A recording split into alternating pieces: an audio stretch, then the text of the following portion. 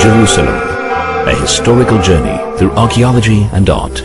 Jerusalem, a mosaic of different peoples, faiths, and nationalities. Nevertheless, despite this diversity, under the sovereignty of Israel, Jerusalem is a city that works. But has it always been this way?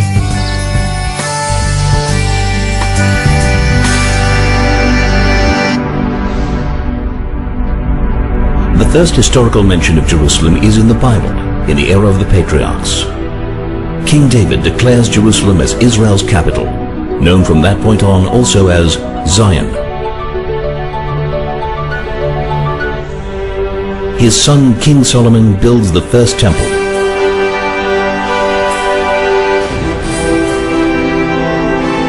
But the temple is destroyed by the Babylonians, and the Jews are exiled.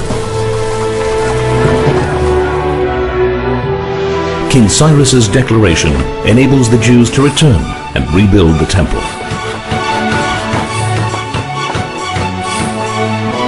Alexander the Great's conquests include Jerusalem. However, his successors desecrate the temple, which leads to the Maccabees' revolt against the Greeks' imposition of Hellenism. The Roman Empire seizes control, and King Herod renovates the temple. A large-scale revolt against a corrupt and vicious Roman reign fails. The Second Temple is destroyed, and the Jews are banned from Jerusalem. 60 years pass, and Bar Kokhba leads another revolt for the freedom of Jerusalem. But it fails after 3 years of battle. Jews are banned from the city, renamed by the Romans Aelia Capitolina, in order to eradicate its Jewish heritage. Roman Emperor Constantine converts to Christianity and reinforces the ban on Jews entering Jerusalem. A new religion, Islam, sweeps through the Middle East. Non-Muslims are declared second-class citizens. Crusaders conquer Jerusalem in a bloodbath of Jews and Muslims. 2,000 Jews are burnt alive in the main synagogue, and the city is depopulated of its previous inhabitants. The first organized mass Jewish return arrives from France and England. The Mamluks defeat the Christian kingdom of Jerusalem, and building and renovating of synagogues and churches is banned. The great Mishnai commentator Rabbi Ovadia of Bartanura settles in Jerusalem. The Ottoman Empire takes over, imposing restrictions on Jews and Christians, and Sultan Suleiman rebuilds the walls.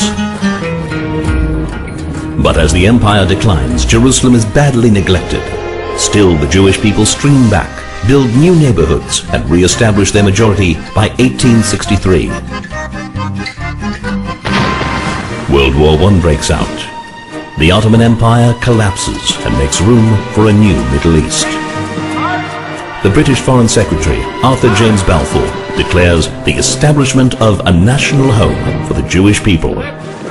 Britain receives a mandate to create a Jewish homeland, but forbids Jews from blowing the shofar or reading holy scrolls at the Western Wall. Thousands of Muslims are incited to unleash an attack against Jews in Jerusalem and Hebron. 86 Jews are brutally murdered, hundreds are wounded. UN Resolution 181 declares Jerusalem as a corpus separatum, a separate entity. A Jewish state is declared as Jerusalem is put under siege, conquered, and divided. 58 synagogues are destroyed or desecrated. Harsh limitations are imposed on Jews and Christians for 19 years. The Six-Day War. Jerusalem is reunited and freedom and equality are restored.